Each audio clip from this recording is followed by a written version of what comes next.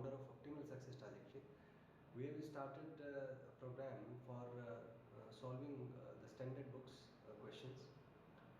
A lot of solutions are available, but the solutions in them are not in stepwise. So students, they don't learn the problems. They actually try to mug the solution of the problem. So it's of no use to them because there are a lot of questions. So when you solve a question, you must learn the process of solving question, not the solution. Only then it will be of some benefit to you. Otherwise, there are a lot of questions. How many questions you can learn? So learn the process, not the solution. Develop your mind, develop the capacity to think. So with this vision, we have started this program, and let's see the question. The question is from IAEE Irodov, 1.5 number question. It says that two particles 1 and 2 move with constant velocity v1 v2 respectively. At the initial moment, radius vectors are r1 and r2 for the particles, and you need to find how should these variables be related so that particles collide in space. This is the simple kinematics problem. So the first thing is the idea. So the particle will collide. So when they will collide, suppose they collide over here. So when they collide in space, then the final position vector will be same for both the particles. This is the central idea of this problem. So until you have the central idea, you are able to visualize that every information that you have learned is of no use. Information is for later stage. At the initial moment, you must design the solution. You must have the idea of how question will be solved. So you should start with the idea itself. So the idea is that if particle will collide, then position vector will be same for both. Then you will need to have certain equations for that, and we know for sure that there is second equation of motion, S is ut plus r by t square, because acceleration is constant here, because acceleration is 0 here because velocity is constant. So we have a is equal to 0, so we have S is equal to ut.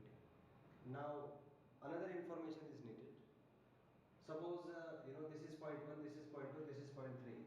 Let us mark them. This is suppose point 1, this is point 2, this is point 3, and this is point 4. Let's redraw the diagrams. So in this triangle, the first thing, because displacement is related to velocity in time, suppose after time t, these particles collide at the point 3. So displacement for the first point will be v1 into t, because its velocity is vector v1. Similarly, displacement for the second point will be v2 into t, because its velocity is vector v2. So we have vector s1 is vector v1 into t, and vector s2 is equal to vector v2 into t. So in this triangle, we can see that vector r is equal to vector r1 plus vector s1 because of the triangle's rule. And in this triangle, we have vector r is equal to vector r2 plus vector s2 because of the triangle's rule. Now let's start with the calculations. We know that vector r is equal to vector r. So over here we have r1 plus v1t. Over here we have r2 plus v2 into t. So you just take this r2 over there, and we have r1 minus r2 is equal to t v2 minus v1.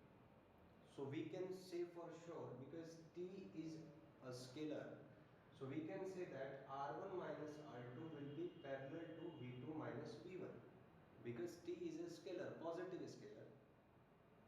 So if two vectors are parallel, now you need to think again. If vectors are parallel, then their unit vectors will be same. So what we need to do is, the last step is the unit vector for r1 minus r2, which is vector divided by its magnitude, should be equal to the unit vector for v2 minus v1, which is v2 minus v1 divided by its magnitude. So in this way you can solve the question. So you have seen that the entire turning point is in steps. Any problem which you solve involves certain steps. The first step is the idea of solving the problem, then is the information, then is the calculation.